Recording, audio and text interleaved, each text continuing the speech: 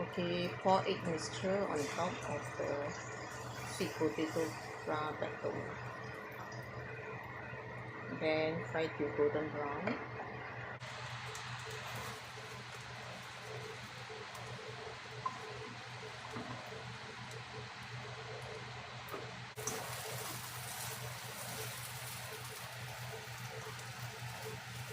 No, you can see.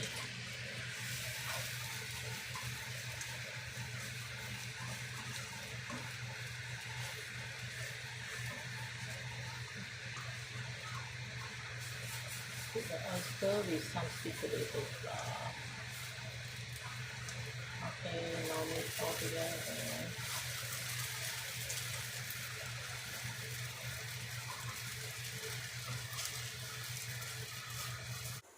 This is the end result.